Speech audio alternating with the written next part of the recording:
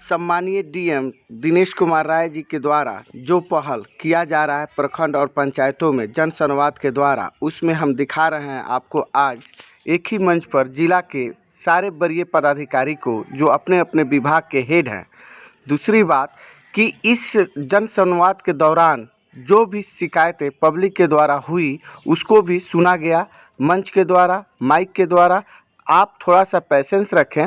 सारे अधिकारियों के समक्ष जो भी कंप्लेन आया डीएम महोदय के द्वारा सारे कंप्लेन को सुना गया और ये आश्वासन दिया गया कि इस पे त्वरित कार्रवाई की जाएगी और जो विभाग का जो भी शिकायत था उन अधिकारियों को भी इंडिकेट करते हुए डीएम महोदय के द्वारा निर्देश दिया गया कि इस पे त्वरित कार्रवाई की जाए। जनता से जुड़ने के लिए ही ये जन संवाद किया जा रहा है। आगे के वीडियो में आप खुद देखेंगे कि डीएम महोदय के द्वारा जनता का सुझाव किस तरह से लिया जा रहा है और कैसे निपटारा किया जा रहा है। सभी का सुझाव है, स्वागत योग्य है। जो समस्याएं हैं, जो जिला स्तर की बात है, निश्चित रूप से मैं उस समस्याओं का निराकरण कराऊंगा अपने विभाग के माध्यम से। तमाम विभागों के अधिकारी हैं, सब लोग नोट कर रहे हैं। जो भी आपकी समस्याएं रखी गई हैं, आपके विचार रखे गए हैं, आपकी प्रतिक्रियाएं प्राप्त हुई है, उसका दस्तावेजीकरण करा रहे हैं। अनुमंडल पदाधिकारी उसको विधिवत नोट करवा रहे हैं। किसी की भी उपेक्षा नहीं हो रही है। जो जो बातें आई है उस सारी बातों को नोट किया जा रहा है। आपका सुझाव है, अमूल्य है। मैं कुछ बातों की ओर आपका ध्यान आकृष्ट करना चाहूँगा। शिक्षा विभाग के बारे में बहुत ही महत्वपूर्ण सुझाव आपके आए हैं। अभी जिला शिक्षा पदाधिकारी को निर्देशित किया गया है। अभी हमने जो प्रखंड बगल में अभी जो जन संवाद कार्यक्रम चल रहा है उसके बगल का जो विद्यालय है इसके बारे में हमने पता किया, बताया कि यहाँ पर व्यवस्था ठीक है और एक सज्जन के द्वारा जिस विद्यालय की चर्चा की गई है बता रहे हैं कि आज के वर्तमान परिस्थिति में वहाँ पर भी ठीक ठाक कर लिया गया है। लेकिन आपका सुझाव जो है जनमानस के लिए है। यहाँ से कुछ फीडबैक मिला है पुलिस डिपार्टमेंट के संबंधित। एक चीज यहाँ पे बताया गया है कि यहाँ पे बच्चे लोग हैं सुलेशन ये सब सेवन कर रहे हैं। इससे हम लोगों के नोटिस में है ऑलरेडी ये बात। नेपाल बॉर्डर में काफ़ी सारे नार्कोटिक्स की स्मगलिंग ये सब चल रही है और इसका सेवन भी चल रही है। हम लोग कंटिन्यूसली इसको सर्वेलेंस में रखे हैं। काफ़ी सारे क्रिमिनल्स जो भी स्मगलिंग ये सब कर रहे हैं हमारे सर्वेलेंस में है। लोग लगातार पकड़ते भी है। एसएसबी भी इसमें इन्वॉल्व है। एसएसबी भी हम लोग मतलब कोऑर्डिनेट करके एसएसबी भी पकड़ते हैं। जरूर इसके बारे में हम लोग कार्रवाई करेंगे। कुछ इससे राहत हो रही है कि नहीं? राहत हो रही है थोड़ी बहुत। चलिए, बहुत अच्छी बात है। ये पर्ची अभी हवा देके राहत दे रही है, लेकिन ये पर्ची में जो लिखा हुआ है उससे आपको अपने बाकी सभी कामों में राहत होने वाला है।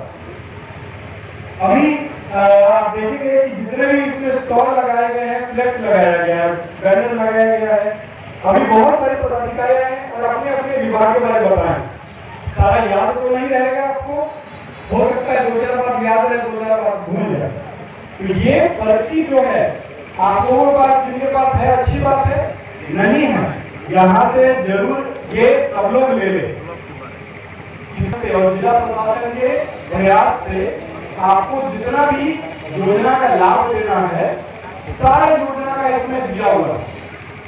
हो सकता है कि किसी के घर में शौचालय बनाने की जरूरत हो तो आप लोग कहाँ जाते हैं? अगर हमको शौचालय चाहिए मेरे घर में तो हम जाएंगे अपने मुखिया जी के पास, हो सकता है अपने वार्ड के पास जाए, बोले कि मुखिया जी या वार्ड मेंबर जो हमारे रहेंगे हमारे घर में शौचालय नहीं है। तब हो सकता है कि वो आपका आवेदन प्रखंड में कराएंगे।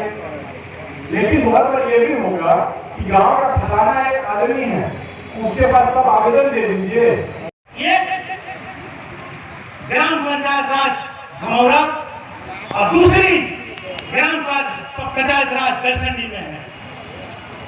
अनुसूचित जाति और अनुसूचित जनजाति आवासीय विद्यालय है जिसमें 400 बेड की व्यवस्था है। हमको लगता है कि शिक्षा के भारी कमी है। बालू पत्थर खनन हम ये नहीं मांग करेंगे कि आप लोग इसे विभागीय के इस सुदूर जंगल में बसे हुए हैं, लेकिन अपना घर स्वयं बनाने के लिए अगर घर के बगल में नदी है तो उस नदी से बालू पत्थर हम लेकर अपना घर नहीं बना सकते। हम लोग आदिवासी क्षेत्र में हैं, बहुत गरीब लोग हैं। अब बताइए सर कि हम लोग इस जंगल में बसे हैं और शेखपुरा से 100 रुपया टोकरी बालू खरीद कर घर कैसे बना सकते हैं? इसका कारण अब हम नहीं बताएंगे, उससे संबंधित अधिकारी बताएंगे। और उदाहरण के तौर पर पहले आदर्श विद्यालय हुआ करता था, राजकीय कन्या मध्य विद्यालय गौना प्रखंड विद्यालय हो गया, हाई स्कूल से अब कॉलेज स्तर पर चला गया है और 1000 की संख्या में उसमें छात्र छात्राएं पढ़ती हैं। अब रहा है एग्जाम्पल के तौर पर मैं प्रमुख साहब को भी गवाह बना दूंगा, चूँकि 6 महीने तो मैं वहाँ के प्रधानाध्यापक को बुरी तरह लताड़ा था कि आपको शर्म नहीं आती है कि आपके विद्यालय में इतनी संख्या में छात्राएं हैं, शिक्षिकाएं हैं, लेकिन आपका शौचालय पैसा खर्च की है, जीने से लेकर मरने तक पैसा देती है, विद्यालय में देती है, बच्चों को अग्रसर करने के लिए, पढ़ने के लिए देती है।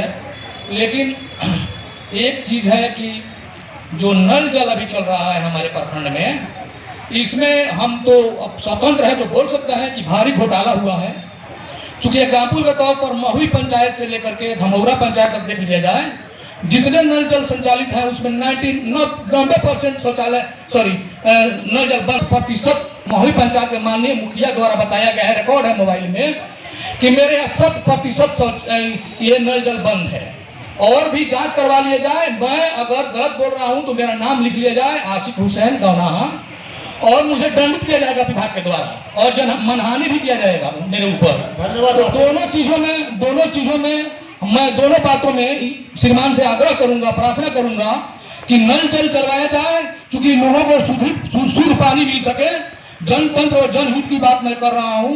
और कम से कम गौनाहा के विद्यालय जो है कन्या विद्यालय, जिसका नाम है उच्च स्तर, अब वो हाई स्कूल से हो गया है कॉलेज, उसमें एक भी शौचालय चलवा दिया जाए कि आज के इस जन संवाद का एक उदाहरण बन जाएगा कि उस दिन में आपने सुनी थी इस बात को और इसको आपने उतारा प्रैक्टिकल में। Thank you. धन्यवाद आसिफ जी, आपका सुझाव अमूल्य है, हम लोग इस पर काम करेंगे। और अंतिम में सुझाव देने के लिए हमारे पास काम आया था